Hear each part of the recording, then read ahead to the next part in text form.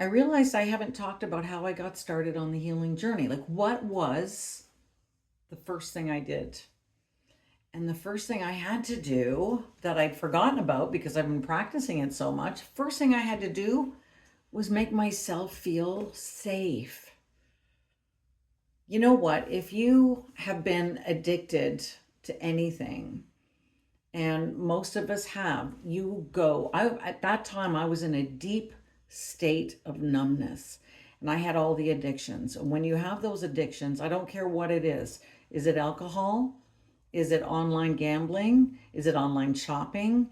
Is it marijuana? Is it cigarettes? So many things that we use to numb ourselves.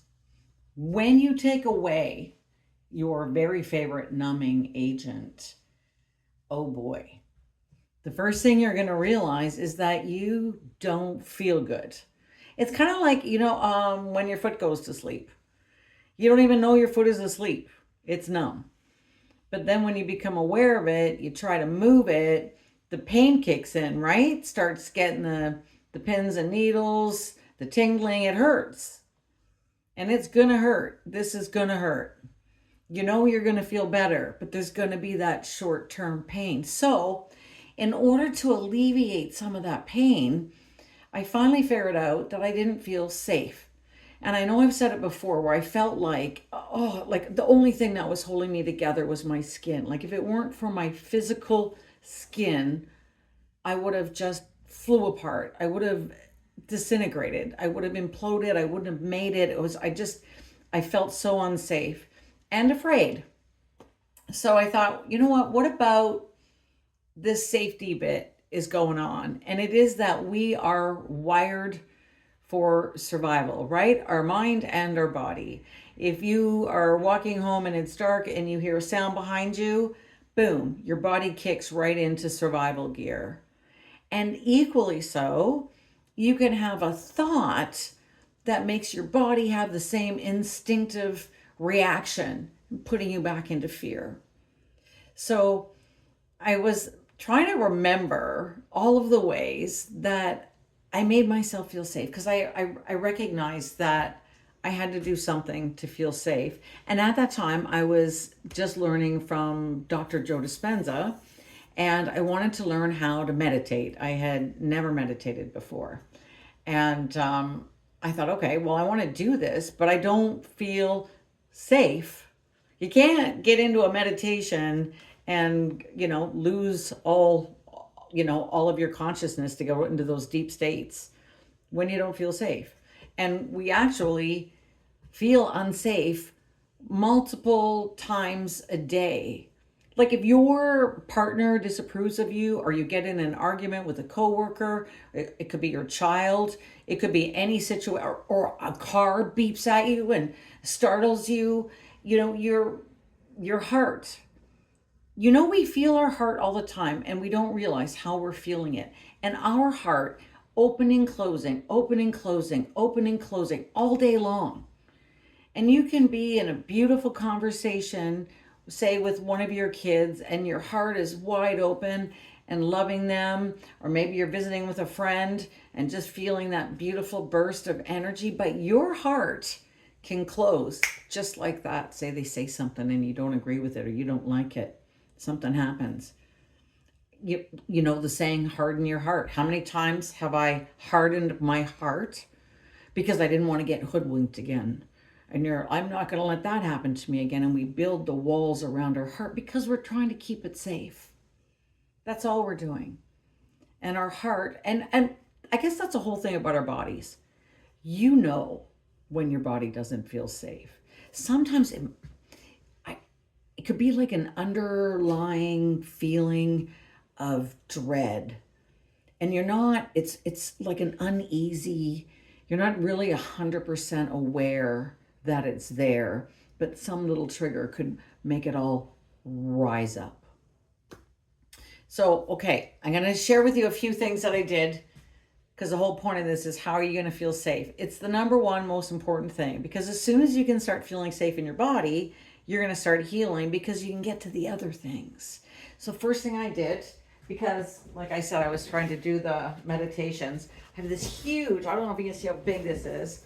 This huge, it's actually a tablecloth. And I would wrap myself up really tight. And it even covers me down to my tippy toes.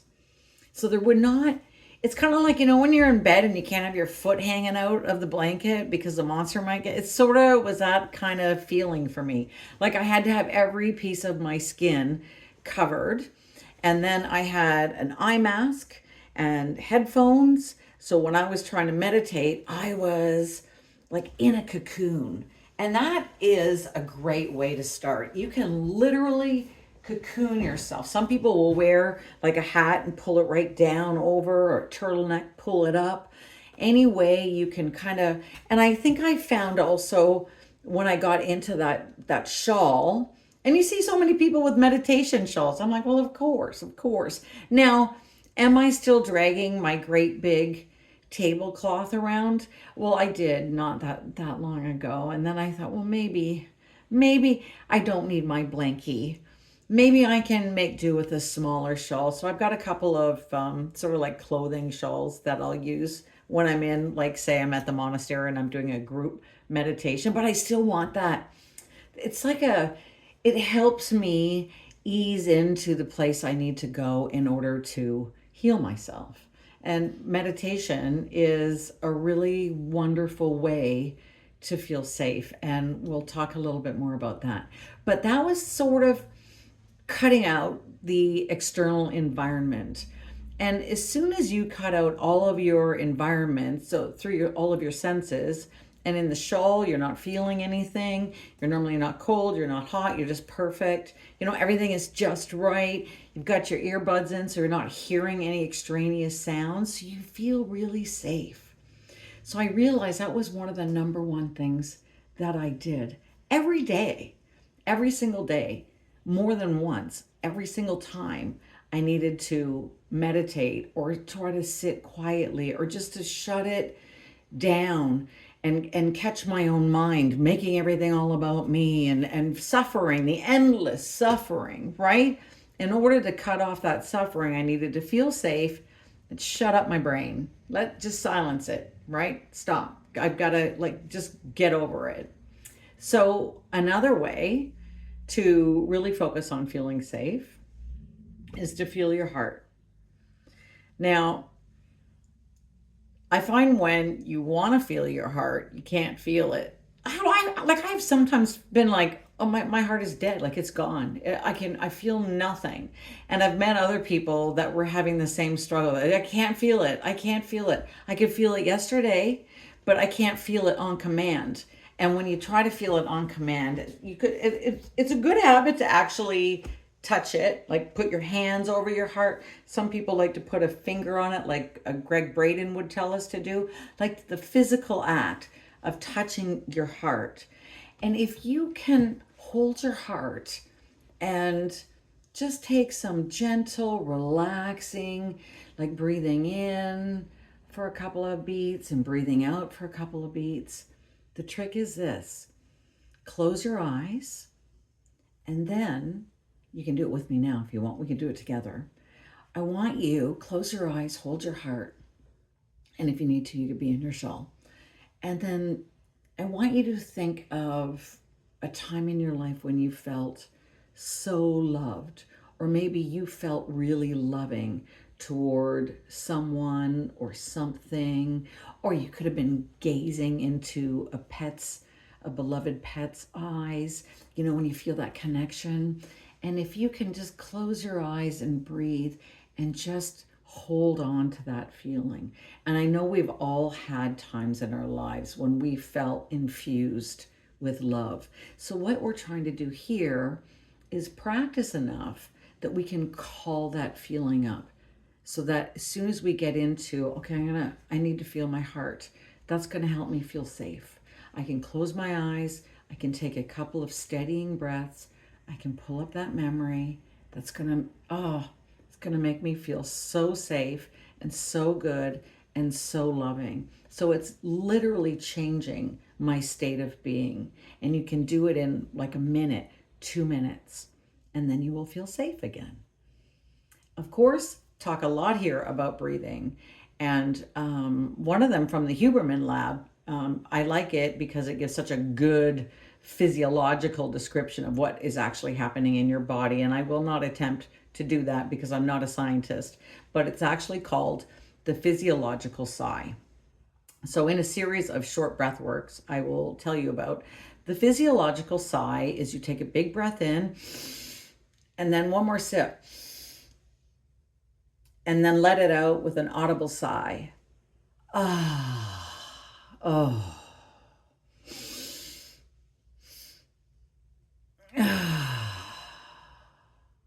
Your entire nervous system regulates itself so quickly. And no matter what is happening, if you can just think to do that physiological thought sigh, it's like another instantaneous way to alter your state of being, to move out of a state of fear or uncertainty or anxiety. You get into that state of anxiety, washes it away. I know we all probably know box breathing. Another one of my favorites. You can do it when you're driving somewhere, or say you arrive somewhere and you're feeling a heightened state of anxiety. Maybe you had a phone call. Maybe you're about to go into a meeting or a conversation and you're not going to, be at your very best. You could do some box breathing. And box breathing is just the same as that slow, gentle breathing where you would breathe in for 4 counts. So you'd breathe in, 2, 3, 4, hold, 2, 3, 4, exhale, 2, 3, 4, hold, 2, 3, 4. And that is box breathing. It's that simple, and nobody even knows you're doing it. It's a wonderful thing. And of course, the heart coherence breathing that we have talked about here before is generally you would do 4 breaths in, 1 beat pause, 5 exhale out to a count, 1 beat pause. So you'd breathe in, 2, 3, 4, pause, exhale, 2, 3, 4, 5. Just a tiny bit of a longer exhale reduces any form of anxiety. So those are some breath work techniques that, I can't get enough of them. They will save the day. And sometimes I'll forget to use the breath, and you might have to excuse yourself. It is worth it. Say, I need to be excused. I got to run to the washroom, whatever it is. Go in there, do some box breathing, or do some of those really big physiological sighs, because, it's going to make you feel so much better. Another thing that we've talked about here before, but I want to say specifically when you're feeling unsafe, is to do some self-talk, some self-soothing. So sometimes it's as simple as, I'm okay. You're okay. You're okay. You're exactly where you need to be right now. You're not falling behind. You're not in any trouble. It's all right. Or as Louise Hay would say, all is well and I am safe. All is well and I am safe. All is well. May this situation resolve to everyone's highest good. All is well and I am safe. And if you can just self-soothe yourself, that will also become a really wonderful practice that the more you do it, it will immediately calm down your nervous system. Now, another one that is fairly new to me, but I do like it also. It would be in self-query. So you're feeling unsafe, you've got that anxiety coming up, and basically what you want to be able to tell your nervous system is I'm okay right now. At this very moment, I'm okay. I'm okay. So you would close your eyes and you would start asking yourself questions. Am I in danger right now? No, I'm not in any danger. Is the scary situation happening right now? No, it's not happening any longer. I'm okay right now. Is the person who hurt me here right now? No, person who hurt me isn't here right now. I am okay right now. I am okay. I am safe. I'm all right. Everything is okay.